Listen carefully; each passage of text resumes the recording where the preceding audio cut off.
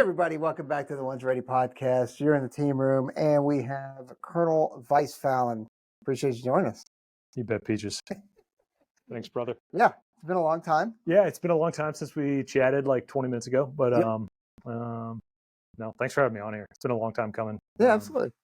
I think, first I'd like to start off and just say, thanks to you, Aaron and Trent, for the stuff that you guys do, not only for our airmen and half-spec war and pushing the Air Force message, but, for all those folks out there that are your subs that are thinking about joining, wanting to join, know people that join, man, I just think that's huge. Like, you guys have done things and have a reach that most of us can only dream about. So, well, appreciate it. Yeah, it's good. It's good to be a part of that. No, well, thanks again. Yeah. Thanks for joining. Yeah. So, you, and I don't want to get you in any kind of trouble or anything like that, but I don't even know whether I should call you a Viper guy or. Ooh, that's tough. Yeah, no, I'm definitely a Panther driver now. So you gotta, a long time ago, someone told me that the squadron that flies you, the squadron that supplies you with bullets, that's your home, right? So, okay. So right now it's F-35. Background, started off in the Air Force after the Air Force Academy as an F-16 pilot. Did that for about 18 years, about 2,500 hours, 600 plus hours in combat, all GWAT. And then about 6 months ago, transitioned to the F-35. So I stepped into this role here in Nellis. It's been great. So it's cool to see both platforms. The last time I was here at the weapons school as an instructor, the F-35 was just, coming online into our Air Force, but we were just standing up a weapons school here. And so being able to kind of see that full circle and come back and get to be a part of that has been fantastic. And, for dudes like you and me, as we get, say, more mature and more learned, any opportunity you can get to reconnect back to those tactical roots, man, those are precious. They're few and far between. And so every opportunity you get, you definitely got to take advantage of those. And those are ones that you think about for a while. So it's been good. I couldn't ask for more when you look back on career and opportunities. I know you guys all feel the same way. And talking to folks that are thinking about taking a career path into the Air Force, I mean, that's for all of us old dudes that look at it. You're like, man, that absolutely I would do it again, because it's just the adventure and the opportunities. I mean, it's just it's unmatched. No matter where you are in life, you're going to get those. You're going to get that adventure. You're going to get those opportunities. Doesn't matter if you're, working on a farm in Iowa or a big city in New York. You join the Air Force and you are going to get adventure and you're going to get service. Oh, for sure. So it's fantastic. I mean, did you always know that you wanted to fly? Absolutely not. No. So I grew up in high school. A couple things I thought maybe I wanted to do, but went to high school in St. Louis.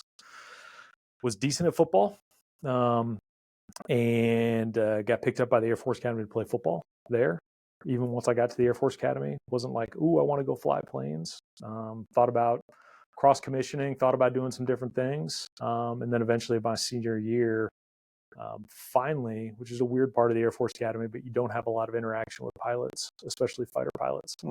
And so my senior year, I finally had a class with someone who was a cargo pilot, and just talking about kind of the flying lifestyle, and said, hey, did you ever think about being like a fighter pilot? It seemed like a young, kind of aggressive dude, might be a good fit for you. And that was the first time. Like, it was just that interaction. I go, yeah, I'll just do that. And so that easy. That's right. So I said, I'll do that. And the cool thing about it, and not everyone's like this, but I would say it's about a 50-50 cut, is that, you asked me, started right off with platforms. The Air Force were very platform centric. For me, I look back at it now, and maybe it wasn't always the same, but man, I could have driven tanks for a living. I could have driven a ship for a living. Like, it's not the platform, it's the teamwork. And the beauty of fighter aviation is, much like small teams that you've been on, although completely different and different skill sets. But you get a small elite team of 4 to 8 to maybe 12 aircraft all operating at a very extreme and a very high-end level of performance, elite performance, to be able to execute a mission. And it's really that. It's that teamwork. It's, I mean, when it's good and it's going right, it's that exact same feeling you had in high school sports. It's the same. And so I think those are key things for me beyond just like the stick and rudder and, oh, it must be fun to fly. Like, I don't fly as a civilian. Probably when I hang up the cleats in the Air Force, I'll probably never touch a plane again. Like, unless I got to go fly for UPS, like, got to make ends meet. Yeah, you got to put food on the table or something like that. Yeah, short of that. So aviation is cool and fighter aviation is awesome, but I think of it more from an employment aspect. Like when dudes ask me what's it like to fly, and not you, obviously, because you know the game. But when people ask me that, your general population, G-pop, the first thought that goes in my mind, what they want is like, oh, it's fun and you get to like fly low and bank and there's pull G's and like they want to hear all that stuff. The first thing that flashes through my mind is combat. The first thing that flashes through my mind is hitting TOTs with bombs as dudes kick down doors and you're picking off squirters and strafing in the middle of the night. That's the first thing that pops through my mind. It's not the flying. It's not that sort of stuff. It's the actual, operational end, the business end of what actually gets accomplished and getting the mission done. So, yeah, cool. Well, I mean, that's that magical kind of feeling that you're talking about with small teams in combat. Everybody is operating at a certain level, and everything's just right.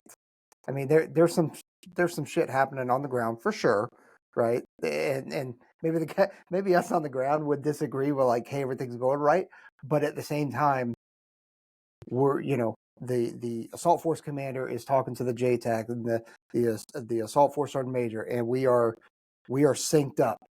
They trust me implicitly, I trust them, and now I'm talking to you, and we have a stack overhead, and we've already sectored all the sporters. We've got all the plans doped out, and it's game time, and it just feels good. Yeah, it's weird, and people have described it as like flow state.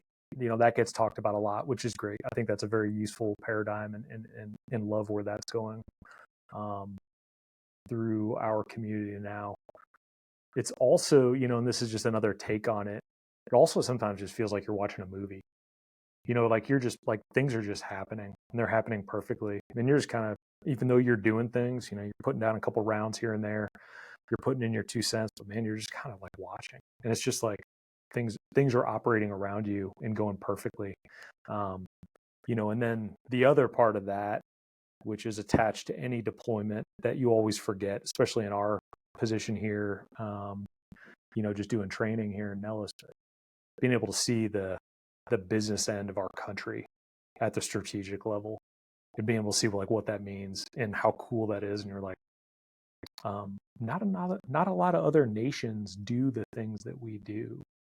Like I am now flying an aircraft over someone else's sovereign territory, taking care of bad guys and taking them off the face of the earth. Like that's a unique thing. Like there's not a fighter pilot from some other country that's also doing that. Like that's so it's cool to kind of see the the American military might and how that formulates and kind of serves as a basis for our national power as well.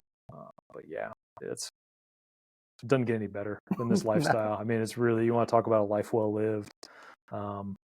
There's obviously frustrations everywhere, but man, you take those little bit of frustrations and then you look at all the positives that you get out of it and all the relationships.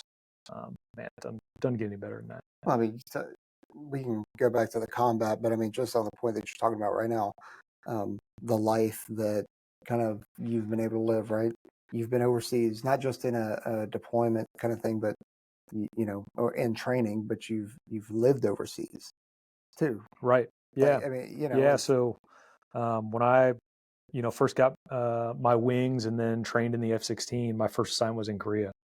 I spent almost 22 months in Korea. First assignment was a young single fighter pilot. It was a blast. Doesn't get any better than that. Like just being able to hunker down, focus on your craft for almost 2 years.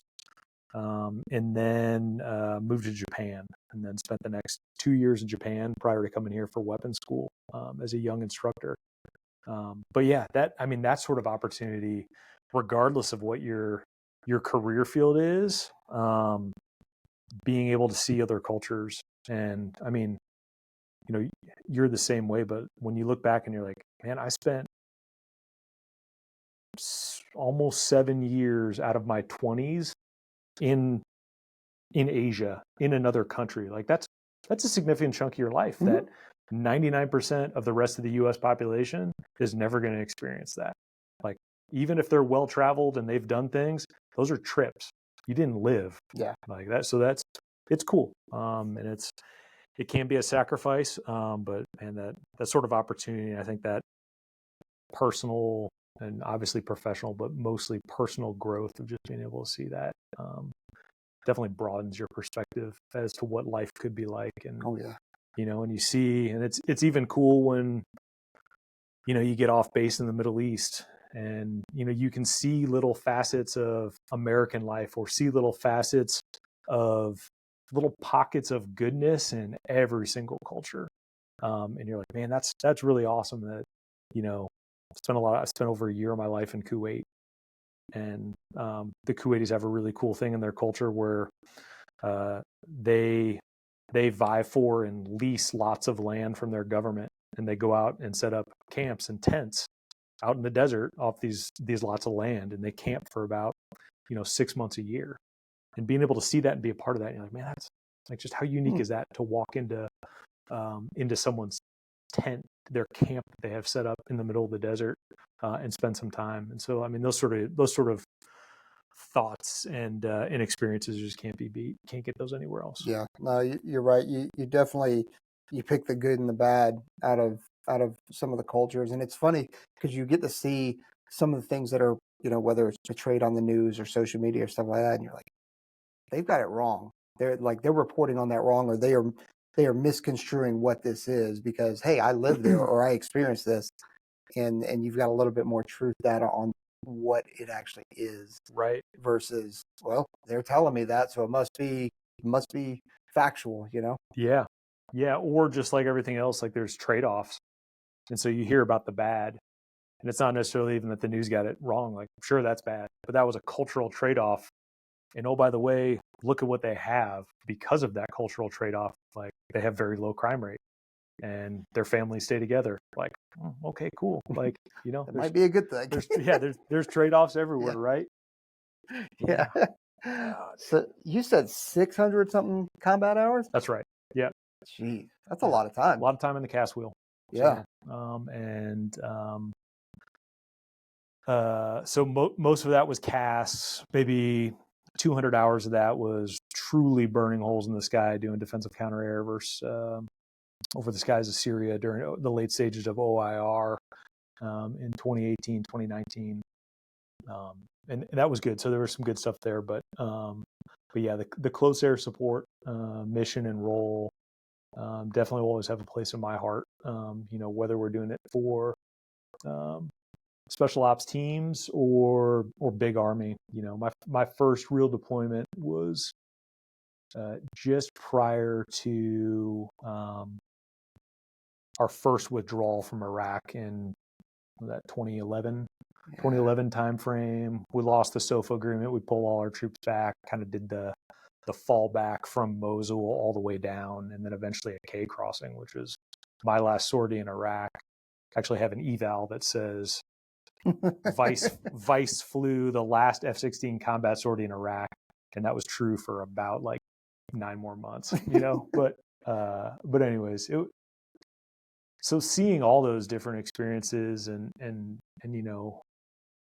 everyone talks about their combat time, and combat means different things, and it can never be discounted, but how does my combat experience, especially as an aviator of my generation, how does that compare to aerial combat from people from fighter pilots in Vietnam, fighter pilots in World War II, fighter pilots in World War I? They mean different things, but it's still unique, and I would say it's all relative, right?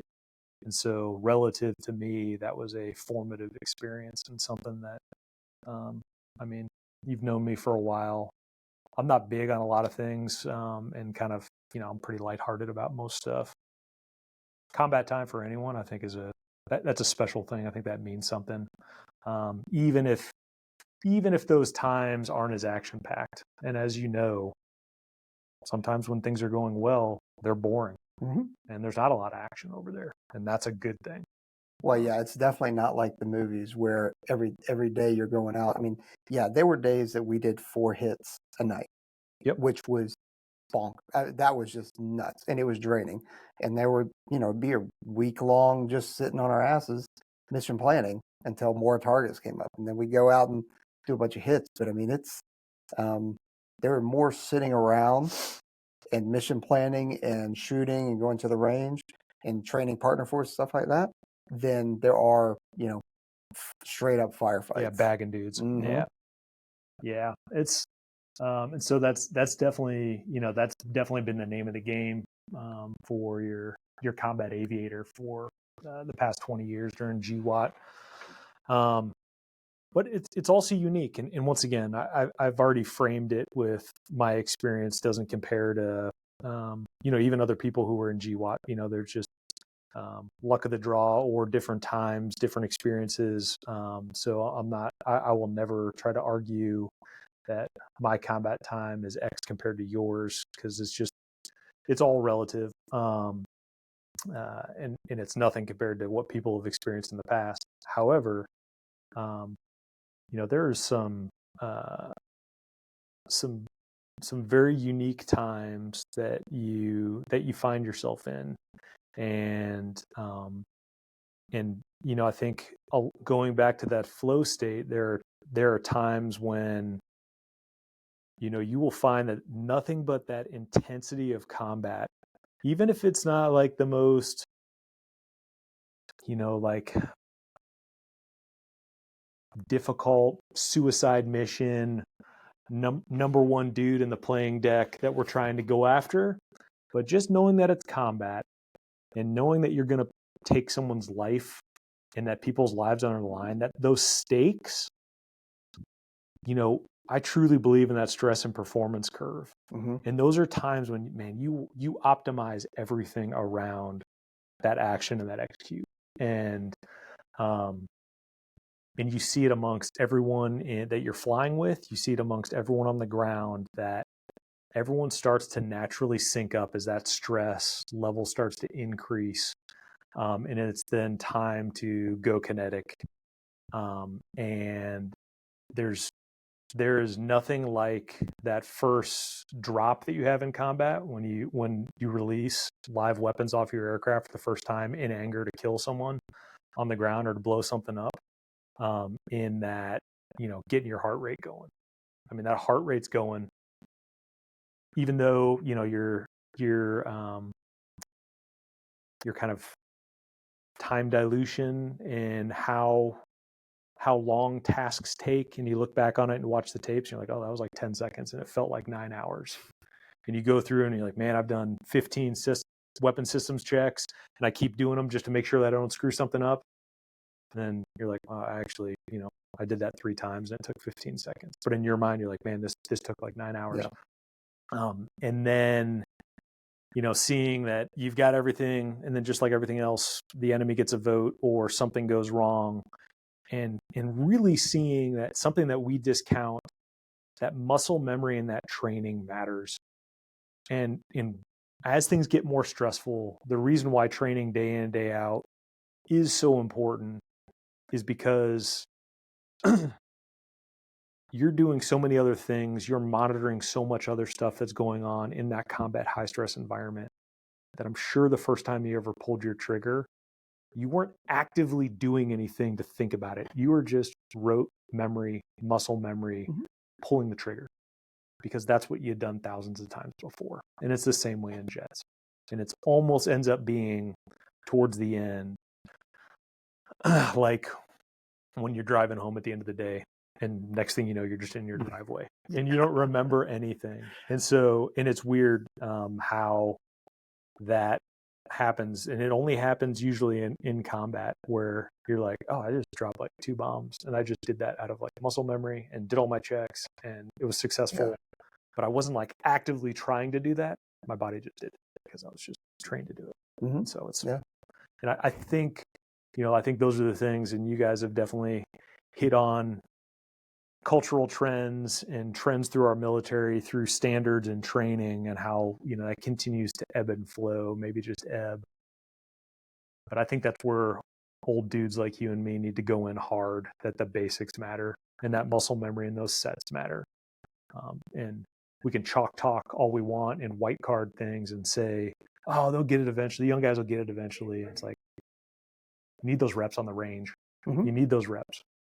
Yeah, I mean, we have the same kind of system checks, if you will. Like if I'm on a helicopter, I'm in a vehicle or whatever, or even just out on the range, that safety on that M4, my thumb is constantly checking it. Right. I mean, it is, fingers always above the trigger well, right? But my thumb, Because that's your safety, of course. yeah, this is my safety. Yeah. It's always there, right? It's just making sure. And it's simple, but it's one of those things where, you don't even think about it. Right. It's not like, oh yeah, I need to make sure this thing's on safe. It's just a tap, just that tactile touch, and I know, and it's simple, but it's yeah. Yeah, it's really crazy. But I don't know. What do you think about some of that stuff? No, I think it's valid. I mean, I remember one of the major firefights. I mean, was it about 36 hours into it? And yeah, fine. By the end of that was, I was smoked. But through it, that stress and that anxiety, which I think that our society has given stress, the words stress and the words anxiety, a bad negative connotation. Absolutely, yeah. It's a negative connotation, because I think that you can use that stress and that anxiety to help your performance. So we felt that. Everybody who's played any kind of sports or competitive, anything like that, those butterflies in your stomach, or that kind of that antsiness, that's what that is, and you can use that. Yeah, you can capitalize that. Yeah, and I think, especially for you, AFSPEC war, talking about fighting on the ground, it's very, that's why I think combatives are so important, because even team sports, you can go out there and get gassed playing football, running plays, but it's not until you're in that ring with someone else boxing or rolling with them, when like you really feel those hormone releases and you feel your nervous system start to respond, fight or flight, and that you can then truly learn. You're like, okay, well, this fight is going to last longer than the next 10 seconds, so I need to figure out how to harness this and get better at releasing these hormones, so that when I'm in a 36-hour fight, like, yes, I am going to need to modulate my hormones and modulate my anxiety and stress levels as we go through this. And that's the other interesting thing, is that that's why mission planning and understanding what the factors are, so that you can hopefully prep yourself to know, like, dude, this is going to be a 36-hour fight, or this could develop into a 36. I hope it's a 5-minute fight, but it could be a 36-hour fight. So I got to keep some gas in the tank. And how do I account for that? And what does that look like? And recognizing, and that was at the same time where I recognized training scar tissue, right? Because we have gone for that, up until then, every time we're back in the States, every time we're on Nellis or going to cast ranges, each one of our sorties would be, depending on what platform we were working for, would be 45 minutes or an hour and a half. And then there were no follow-on. It's like, okay, here's the mission. And then, all right, they're checking off, weapons safe. See you later. We'll call you for a debrief. Yeah. When we, yeah, exactly. And now, okay, cool. I can calm down. I can chill out. But then when it's, okay, Hog 1 and 2 are checking in, and then it's, okay, now I've got Harriers, now I've got F-18s, now I've got Vipers.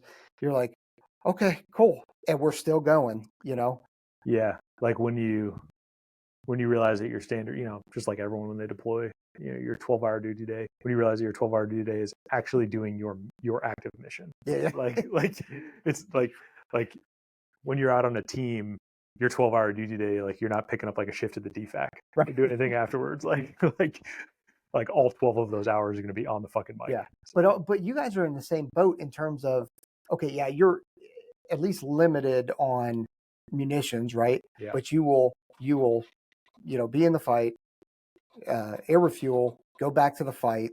If you are at a point where, your Winchester ammunitions, maybe you'll fly back to whatever, if it's Sure. close enough, you'll Land fly and get some back, bombs. rearmed, refuel, and press on back. So, I mean, a normal, sortie for you guys could be anything but normal. And it could be very long. Yeah. Yeah, we had one over the skies in Syria. One of my wingmen. So we were just doing a, terrain denial, which is a cool way to boost your stats and drop bombs. But for everyone who's not tracking, terrain denial is to drop a bomb into the terrain to deny it to the enemy, allegedly. But anyway, so super fun. So my wingman goes to drop. He's going to drop a GBU 39. He's going to ripple off, I think, like 2 or 3. And he goes to drop two GBU 39s. One goes off.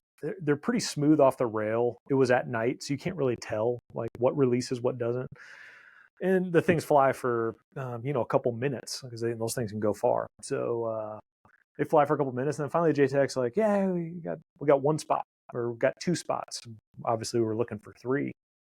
Because you always hear good effects after, and we didn't hear good effects, so that kind of hurt. So we do a little investigation and come to find that one of them didn't drop. Well, it's still dark, so I was like, okay, cool. Let's you don't need us right now. Okay, cool. Let's go get some gas. So we go get some gas. The sun starts coming up, and as my wingman's on the wing of the tanker, I come off the boom. I just topped off with gas and look over, and he's got a GBU 39 with its wings extended, still attached to his aircraft. So the thing got the impulse to fire. It is still just hanging on the wings there. Yeah. So you're like, okay, maybe we're not going to go get gas just yet until we get rid of that. We are at about the 5-hour mark, and probably we're going to fly maybe I would say on average like a 7 to 8 hour sortie was standard. So we're getting towards the end of our sortie already. Well, and then now we're trying to figure out, and this was, once again, this is part of my combat experience and all of my comrades' combat experience over the 20 years is, and I won't say it actually can be harder in some, you brief like, oh, it's combat. You got a problem with your weapons. I'm just going to jettison them. It's not that easy. That's right. And, same things for you guys that like dudes on the ground in World War II, like you can't execute that crap. You can't just leave a weapon somewhere because guess what? Like you're in bad guy land right now, and that weapon becomes someone else's weapon just because you couldn't get it to work for 5 minutes. So the same thing. If I go and jettison a GBU 39 over Syria, that becomes the next IED that's going to go blow you and your boys up. So we got to figure out where to put this thing. So we find a place that we're going to put it. It's going to be in Syria. But close to a FOB where friendlies and EOD team can go out there and retrieve it. But then now you've got a US EOD team that's going outside the gate to go decommission your live warhead that you drop. And so then now, even though you want to be back at the DFAC and go hit the gym, because of course I got to work on this yoke. Yeah, of course. Standard. Yeah. You realize that you can't do that because you're going to leave those dudes. And there's as much as we'd like to think like the KOC or the Air Force is going to retask, they're not going to task someone to go do that. So then now you're like, okay, well, we're going to stay here and do this. We're going to, and this is where, and I'm sure you've seen it. The Air Force is great about putting chess pieces. So the military is great about putting chess pieces on the map for how support and how to mitigate risk. And we're good at that initial placement. But when shit hits the fan, that kind of managing those things, it comes down to dudes like you and me. And that's where leadership comes in. And it took my first combat deployment to realize you're like, man, is someone going to go help these dudes out? Guess who that someone is? It's me. Yeah. So anyways, getting back to it. So, okay, so we're going to support these dudes. Well, it turns out it takes, an hour for them to kit up, about 2 hours to travel out there. The guy finally, so we try to find the impact, which is really hard when you drop a, tiny little warhead in the middle of the desert. But we find it eventually. But what we didn't find was the rest of the rack had fallen maybe 500 meters short. So these dudes drive out in a bongo truck or whatever your standard like Toyota Hilux, and they get out there and he ends up putting it in park like directly over top of like half of the munitions that we jettison. And then he hops out and he's like, "Yep, I got to move back about 500 meters, pretty close to this thing." So now he's got to walk almost a mile in his like standard, whatever the Jeremy Renner suit. Yeah, Jeremy Renner suit, perfect. Fucking hurt locker. Yeah. So anyways, so he gets out there. They det them, take care of the ordnance, and get back in. But by the time all was said and done, it was a 12+ hour sortie when we come back and land. And the thing that was a limiting factor in the F-16 wasn't gas. We could keep refueling forever. It wasn't even like human capability because we got go pills, and so I'm hopped up out of my mind, especially not to mention all the rip hits. But there's actually physical space in the cockpit for your piss bags. Just not enough space because you are stacked up. And I'll never forget taxiing back in from that mission. Here's one. The crew chief crawls up the ladder and is like, "Hey, Vice, what's going on, man? How was the combat mission? You drop any bombs? You kill any bad dudes?" And I'm just like, "Can you help me out with all these piss bags? Like you guys got some trash bags? Like, because I had like 30 piss bags because you're out there for all those rip hits. That's right. That's all those damn rip hits and drugs. So, yeah. So it's good. Yeah, I don't think people realize how small it is in that Viper. So, I mean, you're a pretty tall dude. Yeah, and like stacked and obviously jacked. Yeah. To the max. Yeah. And I'm a small guy, and I get in that thing, and I feel claustrophobic. Not claustrophobic, but I feel like, wow, there ain't much to this. Dude, you can not really do that with your elbows. No. You touch things. It's cozy though.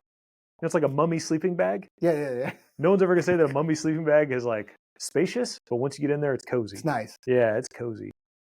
So definitely different than the F-35. F-35 is a little bit bigger. Yeah.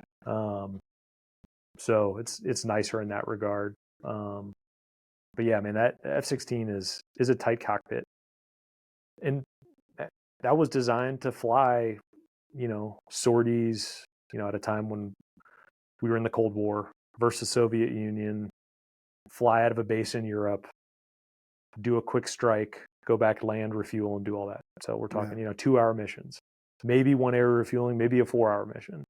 And then during GWAT, it became a pretty good workhorse for our nation to do close air support, and we started cranking it up and doing 8-hour missions. I'll never forget still being a young wingman in the F-16, and this was post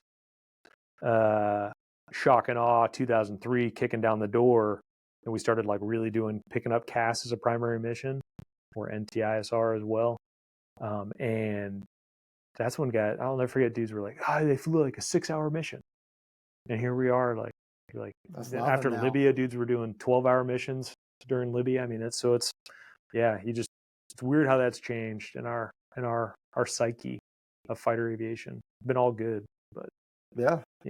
Well, you I want to take a step back a little bit because, and we've talked about this before, but you kind of came to an interesting revelation about training and reps. Whenever you talked about playing a whole bunch of Halo, it's your Halo story, right? Yeah. Playing a bunch of Halo, and I don't want to tell it you because you tell it better, but do I? I don't know. Okay. Maybe you do. Maybe I think you don't. You tell my stories, but yeah. So I mean that's good. It goes back to reps and sets, and it's especially germane a lot of it ties to where I think we need to go in the future with synthetic training. And the thought out there is that it's old dudes, and maybe it has been in the past, old dudes like you and me, or we push back on like new age training and don't value that. And I think that can be true, but to an extent. But there's some really specific value, and I know you've seen it in your community, and we see it in like JTAC simulators. But the synthetic environment, it's what I think we all push back for is that it can be a direct comparison for that real life experience. Yeah, it can't be. Not. So let's stop trying to have that argument. So we always have the wrong arguments, right? So let's not have that argument.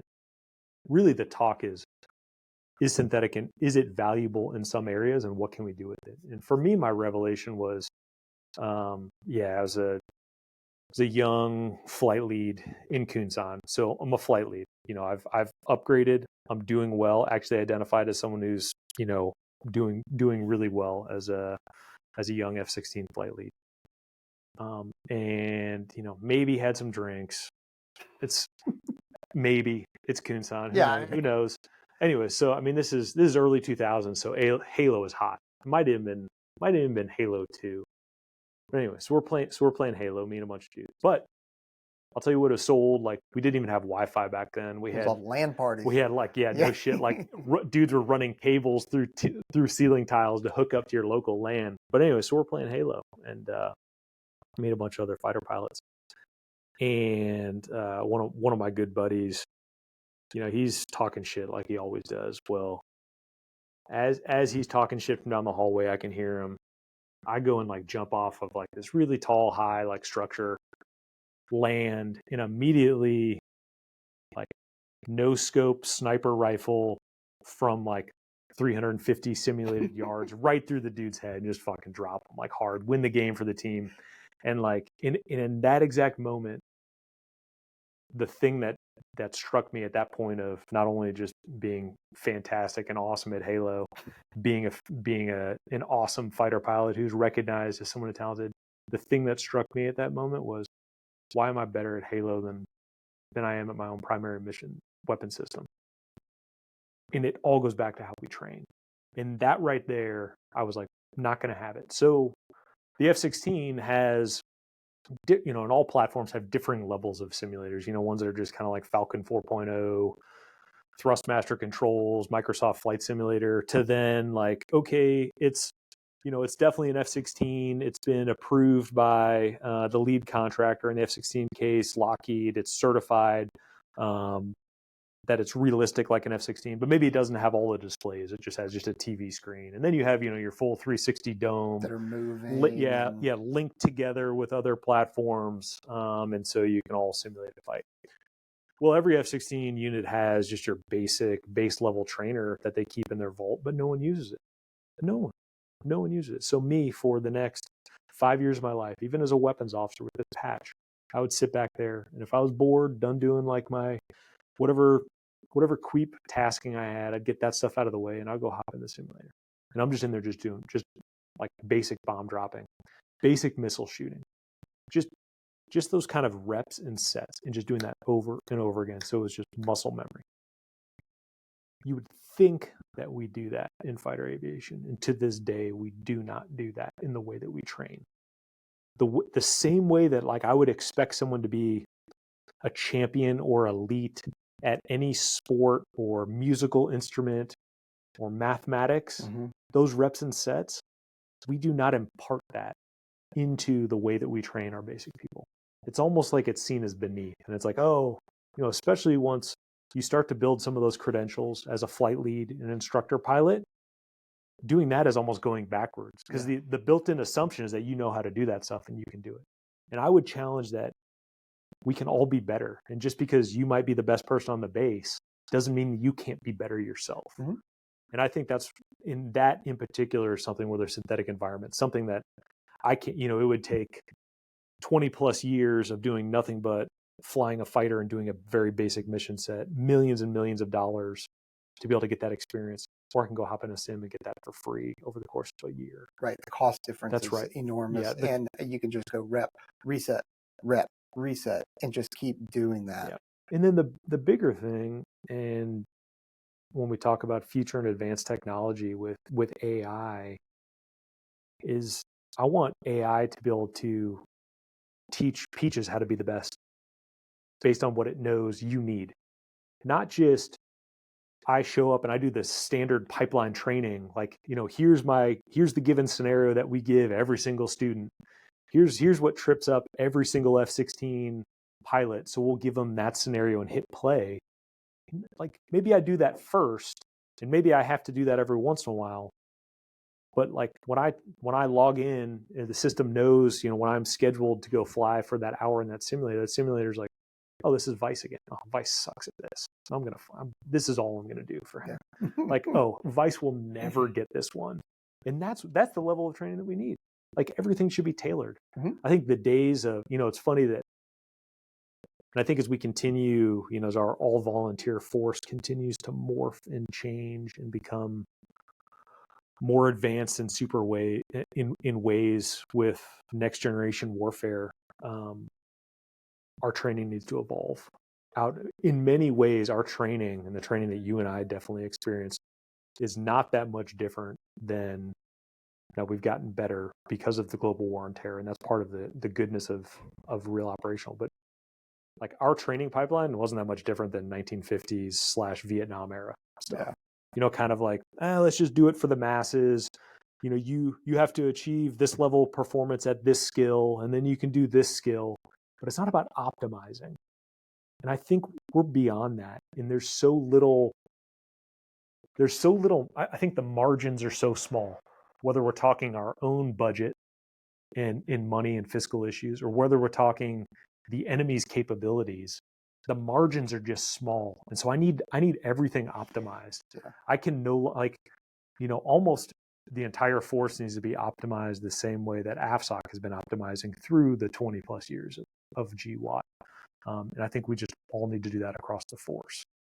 There's nothing that we can do and just say, oh, well, like, over the course of time, we'll get it. And we're the world's hegemon, and our forces and our technology is so advanced that we'll be fine. Like, we'll figure it out. Like, no, we need to be optimized now. And there's no wasted space. And even if training is good, if it's not optimized, I think it's a waste. Well, yeah, it's tough to scale training to meet everybody's needs. And I think that's why you have your things like Red Flag. You have your things like Green Flag, Black Flag, Bamboo Eagle, Weapons School integration. Why the Weapons School? Part of the reason why the Weapons School exists, right? Because we can't give everybody the same level of training. We can't, because you need something different than what I need. You just can't, peanut butter spread training. Right. Or, I think here at Weapons School, and certainly through your pipeline, there's also an interesting, we talk about the bar, right? Like, meeting the bar. And that's a pretty universally accepted term. It's hard to define. No one knows what that is. We always say, here, for putting a patch on your shoulder, like, you've met the bar. And once you've met the bar, guess what? You've met the bar and you never need to demonstrate anything again.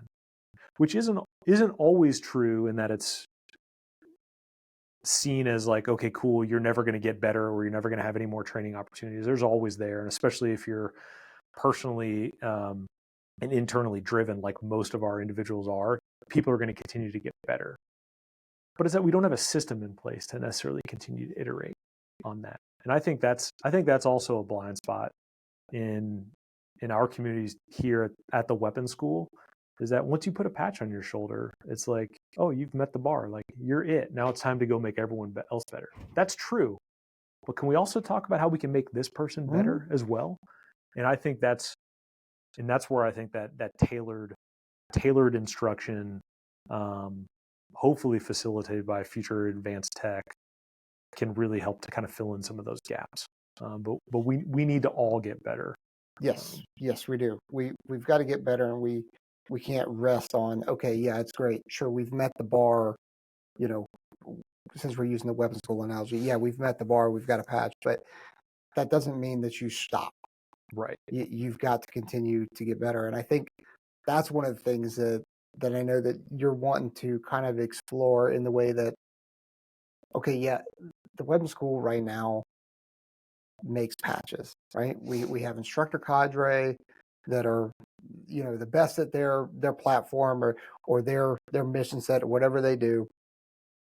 They get students in every 6 months, and they instruct, and they get them to the point where they improve and they meet that bar and they go on.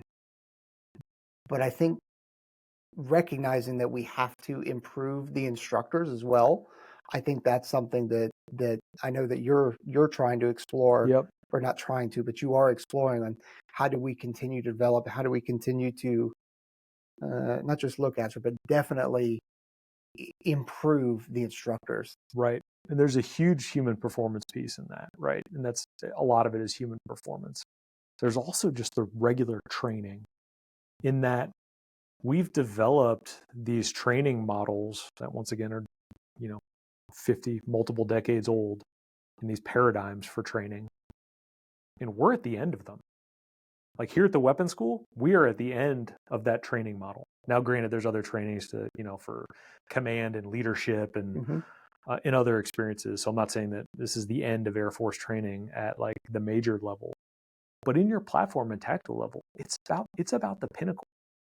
And so there's other experiences that you can continue to get better, but there's nothing deliberate beyond that. And I think we need to just stay there should be a model which is perfect. And I think eventually, unfortunately, if we don't start moving towards there as humans, we will soon be rendered insufficient and someone else will take that model over for us. And so I would just assume that we start down that path, not to necessarily stave off any sort of future technology, because that'll all be good and take care of itself. But humans are always going to be a part of warfare.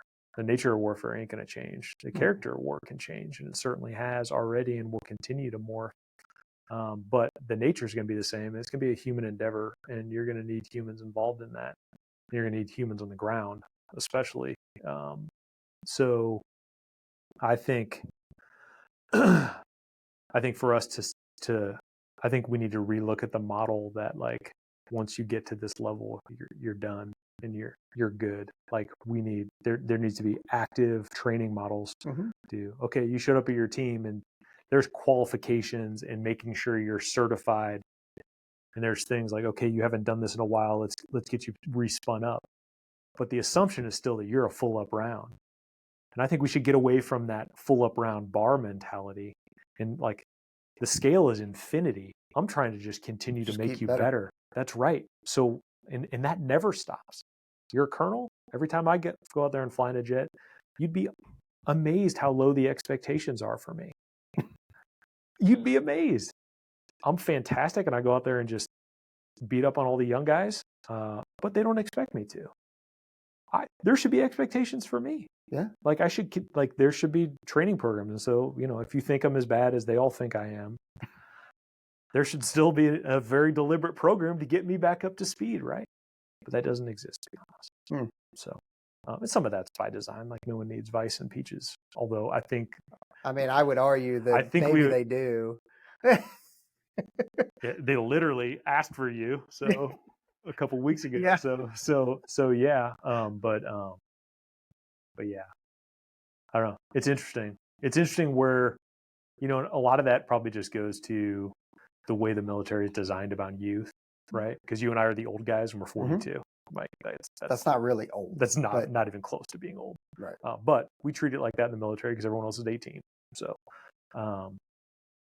and that's fine. But I think we can go further, especially in some specialties and career fields where like we owe it for our people to continue like a lifelong journey to infinity of improvement. So. Yeah, and I think that improvement is not focused around your standard professional military education. I don't think that's what we're talking about. No. Sure, you have those blocks, and I'm not hating on PME, right? But there's a time and place for that, and there's a time and place for the kind of training, education, and improvement that we're talking about. Yeah, like let's even say like your weapons qualifications, right? I'll try to frame it in there. We'll see if it's useful. It might not be, but like you go out there now and dude, I know you're still balling, so you'd be able to put mad metal down target. Yeah. Right. So you'd be great, right? And you'd be able to qualify and you meet all the requirements. And even if you were better than qualification, you're like, geez, like all the young guys on the range were like, wow, Peter's still old man still got it, right? If you had the right technology to analyze things that you're doing, there's always something that you could have been doing better. And like, yes, okay, you maximize that, but you were way too slow in between trigger pulls, or yeah, you met the parameters of the course and like you won the scenario, but there were things that you were deficient at, and we could come back and look at that. And we currently don't get to that. Like we're never able to neck down to that level of precision. I think we'll have to, and I think we need that nowadays. It's just thinking of other ways and breaking down assumptions that we have. Assumptions for me in this organization is when you put that patch on your shoulder, you're the best. And so obviously we do a lot for, to reinforce being humble and approachability and credibility. But still the underlying assumption is that that person has reached the bar and that they know what's up. I would like to flip that on its head and say, yes, that's true. But for that individual, they're still on a journey. And so I think when you do that, I think it'll continue to push the ball forward. Yeah, well, I mean, they're on a journey of service, right? Yeah. Oh, yeah. I mean, that's kind of why we're all here, and maybe not all of us, but that's why a lot of us are here and continue to is for that service. Yeah, service is, you and I definitely chat about this all the time. I see service as the thing that's missing from our discussions on either retention or it's missing from our discussions on recruiting. I think at the end of the day, there are a lot of things practically that the service needs to aspire to and do better on for our people based on cultural changes, based on deficiencies, future force structure. There's things that need to change. And those are great. Those should continue. But when you're looking at it from a retention lens, there's nothing practical that I can ever offer you or say to you, or you can ever realize that will probably ever get you to lean towards, yeah, I should probably stay in. I think it, at the end of the day, becomes an emotional decision, and that emotional decision is tied to a couple of things, and it's all founded upon service. And I think the same reasons why you chose to do something unique and serve your country and be part of something bigger than yourself, those are the same reasons that'll keep you in, and the same reason that have kept you in thus far. And that's what we need to continue to message and tap into and make people just realize that those are the things that are special. Because right now we have it especially from a rated retention standpoint, we're at a very transactional level of, oh, well, if I could just get you to this base, then maybe you could stay in because of such and such, like you got family there, or if, I could just keep you here for one more year and then you can go to this specific school, then you'll stay in for 20 years. Sure, we should try to do some of those things. We should try our best to get you there. But what's missing from that conversation is service. And that's the thing that I can always guarantee you, like you're going to serve. And I think there's something really special to that.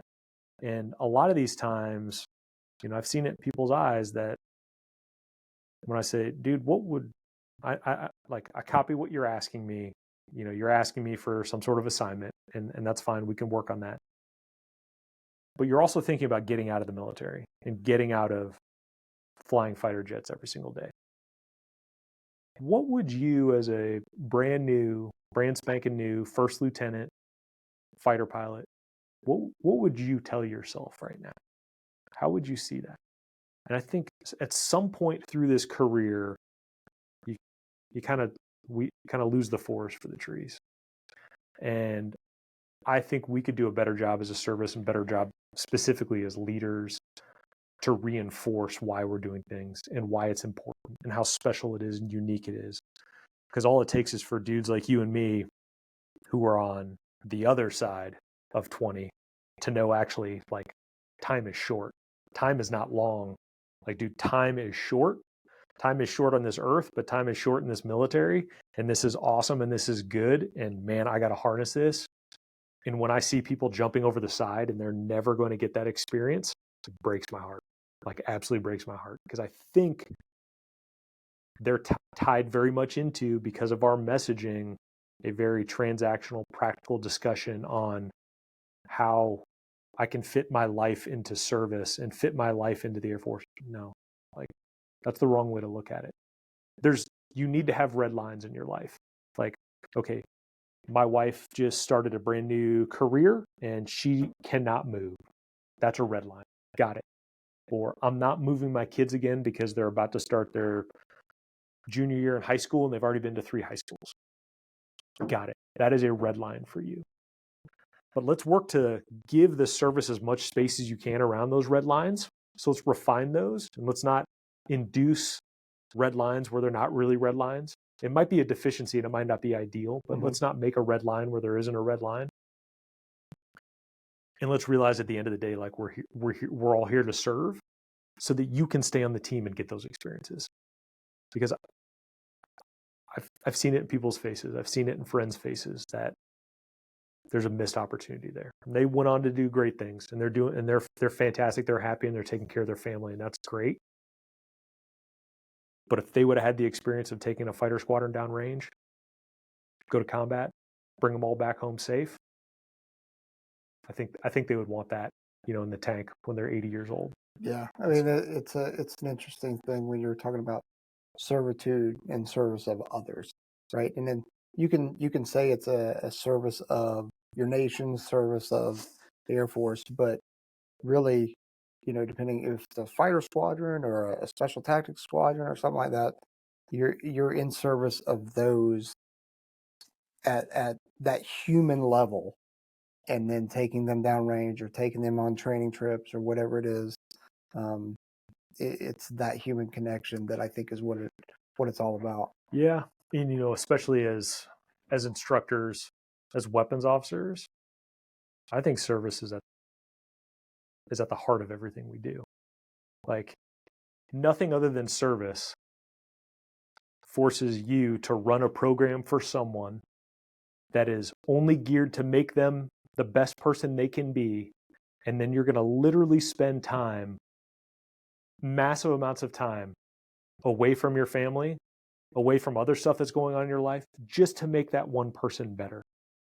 Like, so all of our instructors here at the weapons school, they are serving every single day, and they're serving something. They're serving a higher good for this Air Force to make it a better place and to make the individuals better. Like, that's service. And the beauty of it is, and that's why it breaks my heart even more when those people choose to leave for a myriad of reasons. And so we don't have to get into all that.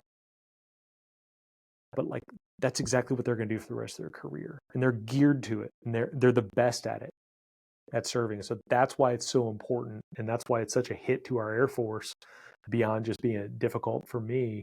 But it's a real loss of capability to our Air Force, because those are the same person that's going to spend 15 hours debriefing to make you better is the person that I want taking care of our young airmen off the street, right? Because they've got the right side picture. They know what's important. They know how to take care of people. And so, yeah, it all comes down to service. It really does. Yep. Yeah. Let me check what time we're at here. So we're at like 58 minutes. So we'll close it up. What we'll do though is kind of end how we always kind of end. And we definitely got to have you on again, because I mean, I got a list up there of things that we could have talked about, and we didn't really hit much of that. So yeah. And it's not like it's that difficult for me to just pull you in here anyway. So Get some any sound bites for any shorts? yeah. Well, one of them is going to be, because I'm going to ask you about advice. So what would you give? And you could hit any, category or person you want. You could be, the young person that's looking to enlist, the young person that's looking to go to ROTC at college or the academy, or be a pilot, or be whatever. Whatever category or person, or all the above that you want to hit. But what is some kind of advice that you would want to give them to set them on a right path? All right. You ready for that now? Go for it. So I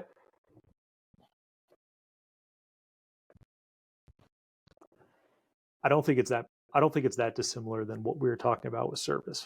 So my advice for any young person considering a path through the military, either directly out of high school or they're in college, maybe thinking about ROTC, might be fun, at least it's a solid job.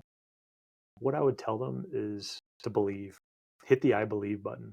There is so much in our culture, in our national, discussion these days that disillusions people, gets people to think that something might be bad, might not be good for them, or at the same time gets them to think very practically and think like, ooh, you must do this, then that to have a happy life. What I'll tell you is that I think a key part of a happy life is feeling like you've done something of consequence and led a life well lived. And I'll tell you what, the military is a great starting point for that, for you to decide. And so I would just say hit the I believe button. Wouldn't listen to things, wouldn't listen to press clippings. I'd talk to people that served and let that inform you. But what I would also say is if you got that little feeling in the back of your head, like, man, I kind of just want to do something different. I want to do something special. I want to be part of a team. I want to be part of something bigger than myself. I love my country. I want to serve my country. I think my country's still worth fighting for. If any of those things resonate even a little bit, say hit the I believe button and go for it. Because I'll tell you what, I mean, just like everything else, if you don't sign up for it, you're never going to know. Yeah. So it's a missed opportunity. Yeah, the I believe button is for sure a thing. It's even if you only do 4 years, right? You're still served your country. You still served. And the good chance, yeah, there are folks that will bounce after 4 years, and that's fine. That's That perfect. nobody, like, I don't want to say nobody begrudges them for that, because there are for sure are people that are like, oh, what are you doing? Yeah, you're getting out, that kind of stuff. I've never been that person, but you do 4 years, you do 6 years, it's only 4-6 years of your life. And if it sets you in a trajectory that you are better at the end of that term, 4 years, 6 years, whatever it is, if you are better off then than you were when you first joined, then it's a net win. It's a gain. Yeah, no, I 100% agree. I see so many people, who are lost or maybe had a tough time in high school, don't know exactly what they want to do, like completely slingshot and start their life off right and start their adult life off on the right foot and really understand, and helps them really refine what they want out of life and what their goals are, who end up not staying in the military. But man, they are off to the races. Yep. Whereas I'm not sure whatever, especially in our modern culture, I don't think there are too many other safety nets like that out there. Like there's just too much stuff on the periphery that can pull those people who are kind of undecideds, can pull them in the wrong direction and then subsequently just tank the rest of your life. Mm-hmm. The military is still a fantastic tool, to kind of safety net, grab those people in, give them a little purpose, allow you to serve your country and serve a higher calling, and then set you off and let you do whatever you want to do with the rest of your life. Yep. Like, and still be part of the 1% club. Who serve your nation. I mean, what gets better than that? No, I'm with you. It's really good. And it's unfortunate that we have, a lot of negative connotations that we see circulating through our national discourse, about serving, and there's thoughts and things that go through people's mind on, how service may be bad for you or you'll end up being worse off at the end of it. Certainly at the end of the day, you're serving your country and you're signing up to serve your country in very tough conditions, and ultimately give your life in sacrifice. And that could happen. And you should be prepared for that to happen, but that doesn't mean it will happen. It doesn't happen to the majority. I think just like everything else in life, We are so much the good column is so much more full than the bad column that for you and me, it's like it's like a no-brainer. Exactly. It's almost like I haven't even given it a thought. But yeah, no, gotta believe and go, because I'll tell you what, I wouldn't have want to live these past 20 plus years, plus another 4 years of the academy. I wouldn't want to have done anything else. The people I've met, experiences I've gotten, the opportunity to serve my country, like, it's something now that, as an older dude with a wife and kids, that now they've become a part of that as well, and they've gotten to serve, and it's affected them, sometimes bad, but mostly good, to the extent of which, like, it's part of their identity, it's part of who they are, and they love it. And so that's such a unique opportunity that you can't describe to anyone else who hasn't served. And so for any young folks out there, just go for it. Just go for it. Yep. You'll never know for sure, but just go for it. Trust me. But you will never know for sure, but that what if will always be in the back of your mind.